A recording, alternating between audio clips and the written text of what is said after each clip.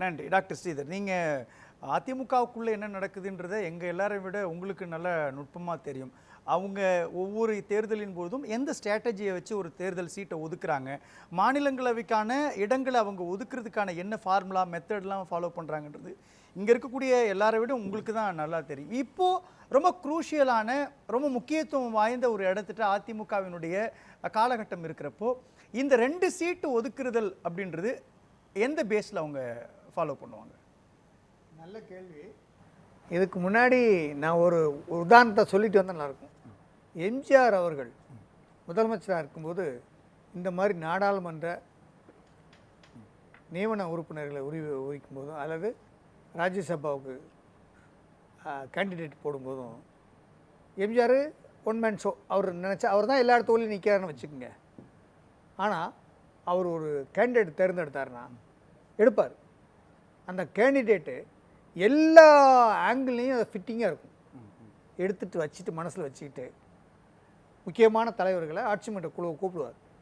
கூப்பிட்டு யாரை போடலாம் அப்படின்னு ஒரு சிரிப்பார். சிரிச்சுட்டு நான் இவரை போடலான்னு நினைக்கிறேன் அப்படின்னா அவங்க எல்லாரும் ஏற்றுக்கொள்ளக்கூடிய ஒரு கேண்டிடேட்டாக இருக்கும். ஆனால் அதோடு விட்டுற மாட்டார். அவருக்கு அதை சப்ஸ்டான்ஷியேட் பண்ணுவார். ஏன் இவரை போடணும் அப்படிங்கும்போது அவர் சொல்லுவார், இவர் போட்டால் இவருடைய தகுதி, இவருடைய படிப்பு, இவருடைய ரெப்ரசன்டேஷன், இவருடைய டோப்போகிராஃபி, எங்கேருந்து வந்திருக்காரு, இவர் போய் டெல்லியில் என்ன பண்ணுவார், பொலிட்டிக்கலாக என்ன பண்ணுவார், பொலிட்டிக்கல் லாபியிங் எப்படி பண்ணுவார், இன்ஃப்ளூயன்ஸ் எப்படி பண்ணுவார், மத்திய அரசுக்கும் மாநில அரசுக்கும் இவருடைய பங்கு எப்படி இருக்கும், இதை இவ்வளவு எக்ஸ்பிளைன் பண்ணுவார். தலைவரே கரெக்டு அப்படின்னு சொல்லுவாங்க. இது எம்ஜிஆருடைய ஃபார்முலா. ஜெயலலிதா அம்மாவுடைய ஃபார்முலா என்னென்னா, அவங்க எல்லாத்தையும் கேட்பாங்க, யாரை போடலாம், இந்த ஒரு ஆட்சி மன்ற குழு கூப்பிட்டு யாரை போடலாம், லிஸ்ட்டு கொடுங்க, 3 பேரை கொடுங்க அப்படின்னு அவங்க கேட்பாங்க. அதிலிருந்து ஒருத்தரை கன்சல்ட் பண்ணி நீங்கள் ஒரு லிஸ்ட்டு கொடுத்துருக்கீங்க, இதில் நான் இது போட்டிருக்கேன், ஓகேவா, ஓகேம்மா அப்படின்னு போயிடுவோம். இப்போது எடப்பாடி அண்ணன் இப்போ பொதுச்செயலாளர். என்னுடைய எக்ஸ்பீரியன்ஸில் நான் அவர் கூட எம்எல்ஏ இருந்திருக்கனால அவருடைய கேலிபர் எனக்கு தெரியும். என்னுடைய எக்ஸ்பீரியன்ஸில் அவர் எம்ஜிஆர் ஃபார்முலாவை ஃபாலோ பண்ணுவார்னு நான் நினைக்கிறேன். இது என்னுடைய கணிப்பு. ஏன்னா வர்ற 26 தேர்தல் வந்து முக்கியமான தேர்தல். இதில் எல்லாத்தையும் நம்ம பார்க்கணும். ஒன்று, அதே மாதிரி அதிமுகன்னு ஒரு ஐடென்டிட்டி இருக்குது, ஒரு ஸ்பெஷாலிட்டி இருக்குது. இப்படி தான் தேர்தல், இப்படி தான் ஒரு கேண்டிடேட்டை போடுவாங்க அப்படிங்கிற ஒரு வரையறை இருக்குது, ஒரு மரபு இருக்குது. அதை அவர் ஃபாலோ பண்ணுவார். அது மட்டும் இல்லாமல் எடப்பாடி பழனிசாமி என்ன ஒரு நல்ல குணம் அப்படின்னா, எல்லா மாவட்ட செயலர் இந்த ஆட்சி மன்ற குழுவெல்லாம் கருத்து கேட்பார். இவர் கேட்குற கருத்துக்களை உள்வாங்கிக்குவார். உள்வாங்கிட்டு ஒரு கலெக்டிவ் ரெஸ்பான்சிபிலிட்டியில் ஒரு டெசிஷன் எடுப்பார். மற்ற 2 தலைவர்னா அப்படின்னா இந்த முறை வந்து கூட்டணி கட்சிகளுக்கு ஒதுக்குவதற்கான வாய்ப்பு இல்லையா? நான் என்ன சொல்கிறேன் அப்படின்னா, 2026 தேர்தலில் அதிமுகவுக்கு எது கரெக்டோ, எது பொலிட்டிக்கலாக வயபிளாக இருக்குமோ அதில் காம்ப்ரமைஸே பண்ண மாட்டார். அதில் எந்த விதமான ஒரு ரெபரேஷன் வந்தாலும் சரி, செட்பேக் வந்தால் அதை கவலைப்பட மாட்டார்.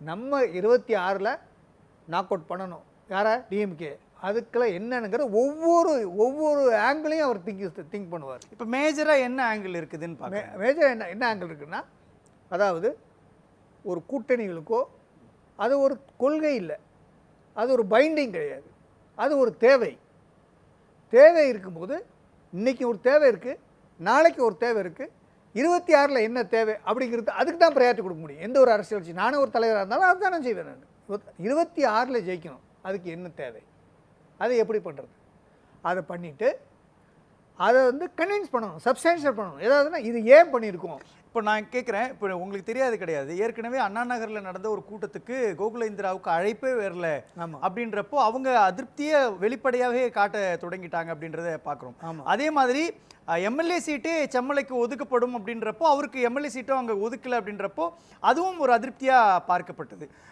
விந்தியா தொடர்ச்சியாக அதிமுகவினுடைய பிரச்சாரகராக இருக்கிறாரு, கொள்கை பரப்பு செயலாளராக பல இடங்களில் அவங்களுடைய பிரச்சாரம் தனித்துவமாக பார்க்கப்படுறப்போ அவருக்கான அங்கீகாரமும் கிடைக்கல அப்படின்றப்போ அங்கீகாரத்திற்கான ஒரு வாய்ப்பு இருக்கும் பொழுது இவங்களுக்கு கொடுத்துட்டா இவங்களுக்கு பாதகமாக மாறும் அல்லது அவங்களுக்கு கொடுத்துட்டா இவங்களுக்கு சூழல் மாறும்ன்ற ஒரு போக்கு இருக்கு இல்லையா? அதே மாதிரி சி.வி. சண்முகம் தமிழ்நாட்டினுடைய அமைச்சராக இருந்தார், அவரை நாடாளுமன்றத்தினுடைய மாநிலங்களவைக்கு அனுப்புறாங்கன்றப்போ அந்த ஃபார்முலாவை ஜெயக்குமாருக்கோ அல்லது கோகுல இந்திராவுக்கோ அவங்களும் அந்த அந்த இடத்தை நோக்கி நகரும் பொழுது ஒரு இக்கட்டான சூழல், ஒரு நெருக்கடி தானே இபிஎஸ்க்கு ஏற்படும். அதாவது பெரிய கட்சி அதிமுக, பெரிய கட்சி அதிமுகவுடைய அப்ரோச்சும் மற்ற கட்சி குறிப்பாக டிஎம்கேவுடைய ஃபார்முலாவும் என்டையர்லி டிஃப்ரெண்ட், டோட்டல் ஆப்போசிட். இங்கே வந்து தலைமை ஒரு முடிவு எடுக்கும். அந்த முடிவு எப்படி எடுக்கும்னா எலெக்ஷன் தேர்தலை கனெக்ட் பண்ணி தான் அந்த முடிவு எடுக்கும். தேர்தலை கனெக்ட் பண்ணி 2026 தேர்தலை கனெக்ட் பண்ணி தான் அந்த முடிவு எடுக்கும். அதில் எந்த விதமான காம்ப்ரமைஸும் இருக்காது. ஒவ்வொரு தேர்தலும் எப்படி தான். அப்படி இருக்கும்போது 2026 தேர்தல் வந்து அது வந்து ஒரு ஸ்பெஷல் ரொம்ப முக்கியமான தேர்தல். அதுக்கு வந்து அதை தான் ஃபஸ்ட்டு சொல்லுவாங்க. 2026 தேர்தலில் நம்ம எப்படி காயின் பண்ணுறது, அதுக்கு இதெல்லாம் ஒரு சின்ன அட்ஜெக்டிவ்ஸ். இப்போ என்ன சிம்டம்ஸ் தெரியுது? அது 2026ன்னு நீங்கள் ஜெயிக்கணும். இல்ல அதுக்கு தான் என்ன ஜெயிக்கணும். இல்ல அதுக்கு தான் நான் என்ன சொல்றேன், அதாவது ரெண்டு பாயிண்ட். நல்ல கேள்வி. 2 பாயிண்ட். 2026ல் ஜெயிக்கணும், நல்ல கூட்டணி அமைக்கணும், அந்த கூட்டணி பைண்டிங்காக இருக்கணும், அந்த கூட்டணி ரிலையபிளாக இருக்கணும், அந்த கூட்டணி ஓட்டை கன்வெர்ட் பண்றக்கூடிய சக்தி படைத்ததாக இருக்கணும். இல்ல அந்த பேருக்கு அந்த கூட்டணி இடத்துல தான் எனக்கு ஒரு கேள்வி வருது. கூட்டணிக்காக ஒரு சீட்டு ஒதுக்குறாங்க அப்படின்னு வச்சுட்டாலும் கூட தேமுதிக தன்னுடைய விருப்பத்தை வெளிப்படுத்திருது. ஆனால் தேமுதிகவோடு பாமகவை கம்பேர் பண்ணுறப்போ பாமகவினுடைய வாக்கு வங்கி அதிகமாக இருக்குது அப்படின்ற பார்வை இருக்கும் பொழுது சீட்டை பாமகவுக்கு கொடுக்குறப்போ தேமுதிகவினுடைய அதிருப்தி சம்பாதிக்க வேண்டிய ஒரு சூழல் அதிமுகவுக்கு ஏற்படும் இல்லையா? அது நெருக்கடியாக மாறும். கூட்டணி கட்சிக்குள்ளேயே ஒரு புகைச்சலை உருவாக்கி ஏற்கனவே தேமுதிக அதிமுகவோட கூட்டணி இருக்கிறப்போ அதை விட்டுட்டு பாமகவுக்கு கொடுத்தா தேமுதிகவோட அதிருப்தி சம்பாதிக்க வேண்டியிருக்கு. இது நெருக்கடி தானே? அதாவது அது எக்ஸ்பிளைன் பண்ணுற திறமை இருக்கும் பொதுச் செயலாளருக்கு. அதை சப்ஸ்டான்ஷியேட் பண்ணுறதுக்குள்ள லாஜிக் இருக்கும், பாயிண்ட்ஸ் இருக்கும், அது என்ன சொன்னால் ஃபிட்டிங்காக இருக்கும். அப்படித்தான் அதிமுக 72லேருந்து தேர்தல் சந்திக்கிட்டு இருக்கு.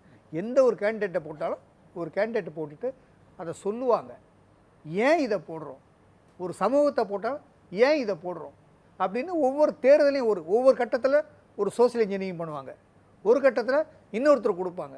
அந்தந்த தேவைக்கு ஏற்ப, அந்தந்த அரசியலுடைய கம்பல்சனுக்கு ஏற்ப, சூழ்நிலைக்கு ஏற்ப, இது மெடிக்கலில் சொன்னால் ரிசப்டார்னு சொல்லுவாங்க, போய் ஃபிட்டினாக பொருந்தணும். ஒரு ஒரு ஒரு டெசிஷன் எடுத்தோம்னா அது கரெக்டாக போய் பொருந்தணும். அந்த மாதிரி பொருந்துகிற மாதிரி தான் இந்த ஒரு நடவடிக்கை எடுப்பாங்க. அப்போது இந்த ரிசன்மெண்ட்டு, இந்த ரெபலியன், இந்த எதிர்ப்புகள் இதெல்லாம் வந்து அடைஞ்சிரும். சொல்லுவோம் ஒரே வரியில். இது கட்சிக்குள்ளே நீங்கள் சொல்லலாம், ஆனால் கூட்டணிக்குள்ளே சொல்ல முடியாதுல்ல. இது கூட்டணிக்குள்ள ஒரே ஒரு பாயிண்ட் தான் சொல்கிறேன். கூட்டணிக்குள்ளே நீங்கள் வந்து கூட்டணி எதுக்கு அமைக்கணும்? ஜெயிக்கணும். எனக்கு 10 ஓட்டு இருக்குது, உங்களை சேர்த்தா 15 ஓட்டு வரணும். அந்த 15 ஓட்டை நீங்கள் என்ஷோர் பண்ணணும். அதை அது வந்து ஏடிஎம்கே மேஜர் பார்ட்னர், அதை பெர்சீவ் பண்ணணும். இவங்களை கூப்பிட்டா அந்த 15 ஓட்டு நமக்கு வரும், கன்வெர்ட்டபிலிட்டி இருக்குது, இந்த ஓட்டு மாறும், அதில் ஆசிலேஷன் இருக்காது, இவங்க ஸ்டாண்டாக இருப்பாங்க, நாளைக்கு மாறி போக மாட்டாங்க அப்படிங்கிறது உணரணும்.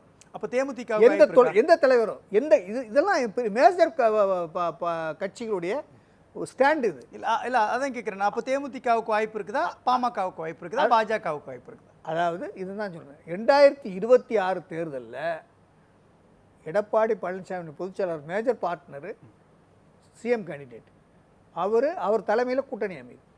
அவர் வந்து இந்த தேர்தல் வருது, இன்றைக்கி தான் வருதுங்கிறதுக்கு முன்னாடியே கேண்டிடேட்டை முன்னாடியே மனசில் வச்சுருந்துருப்பார். இப்போ தான் நம்ம வந்து விவாதம் பண்ணுறோம், மீடியா ட்ரையல் பண்ணுறோம். இது ஆல்ரெடி டிசைட் பண்ணி வச்சுருப்பார். ஏன்னா அதுக்கு தான் போனாங்க தெரியுமா, ஊராக போனாங்க தெரியுமா, ஊராக போனாங்க. அப்போ எல்லாமே கணக்கு பண்ணிடுவாங்க. இல்லை நீங்கள் சொல்கிற கணக்கு சரியாக தான் சில நேரங்களில் இருக்குது. நான் கேட்குறது 2024 மக்களவைத் தேர்தலில் கூட எதிர்பார்க்காத வகையில் புதிய வேட்பாளர்களை அறிமுகப்படுத்தினாங்க. ஒரு இளம் வயது வேட்பாளர்கள் கூட அறிமுகப்படுத்த இதில் ஃபாலோ பண்ணுவோம். நல்ல பாயிண்ட் பண்ணிட்டீங்க. எப்படின்னா அன்னைக்கு ஒரு ஸ்ட்ராட்டஜி வந்து என்னன்னா, இப்படி இருக்கும்போது நீங்கள் ஒரு கேண்டிடேட் கூட சரியாக போடலைன்னு ஒரு ஊடகத்தில் சில பத்திரிகையாளர்கள்லாம் பேசினாங்க. அது ஸ்ட்ராட்டஜி இல்லை. நம்முடைய தகுதி என்ன, நம்முடைய பொசிஷன் என்ன, இந்த நேரத்தில் எப்படி நம்ம கேண்டிடேட்டை போடணும், நம்ம வந்து எப்படி அதை வந்து ரிசர்வ் பண்ணணும், அதை வந்து 26க்கு எப்படி கன்சால்டேட் பண்ணணும்னு அப்போவே சொன்னேன். அது ஒரு ரிசர்வேஷன், அது ஒரு சாணக்கியத்தனம் அப்படின்னு நான் சொன்னேன். கேண்டிடேட் போட்டது வந்து தவறாக சொல்லாதீங்க. ஒரு சின்ன கேண்டிடேட் போட்டாங்க, சிலவங்க சொன்னாங்க கேண்டிடேட்டே கிடைக்கல, வந்தவங்களாம் தூக்கி போட்டாங்க.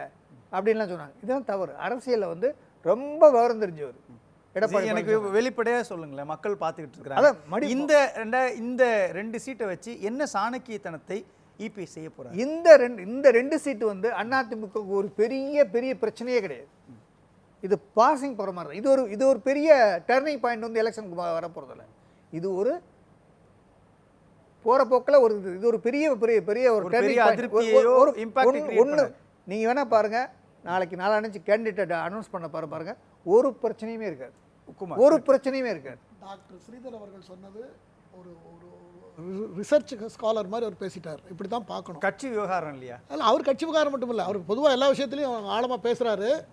இப்போ அவர் பார்க்குற மாதிரி தான் ஒரு தலைவர்கள் பார்த்தாங்க. எம்ஜிஆர் பார்த்ததெல்லாம் அவர், ஜெயலலிதா அம்மையார் பார்த்ததெல்லாம் அவர் சொன்னார். இப்போவும் அப்படி தான் பார்ப்பாங்க. இப்போவும் அந்த கோணத்தில் பார்க்குறது தான் அந்த கட்சிக்கு சரி. ஏன்னா இப்போ இது ரொம்ப to be or not to be அப்படிங்கிறது தான் இப்போ இந்த தேர்தல் எல்லா கட்சிகளுக்குமே, திமுக உட்பட அண்ணா திமுக எல்லா கட்சிகளுக்கும் இந்த தேர்தல் அந்த மாதிரி ஒரு ஒரு ஒரு ஒரு ட்ரையாங்கிளில் இருக்கிறது.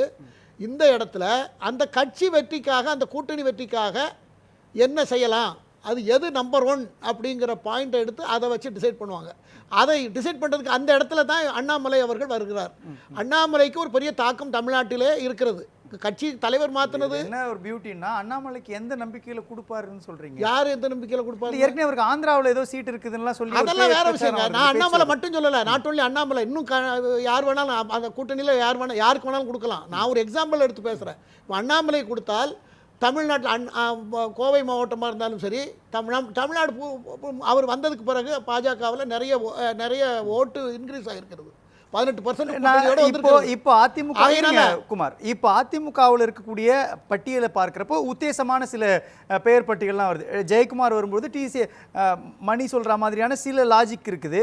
அதே மாதிரி கொங்கு மண்டலம் மேற்கு தமிழ்நாட்டை வைக்கிறப்போ கோவை சத்தியன் பேர் கூட அடிப்படுது. இஸ்லாமியர்கள் வாக்கு அடிப்படையாக வைக்கிறப்போ அன்வர் ராஜாவுடைய பேர் அடிப்படுது.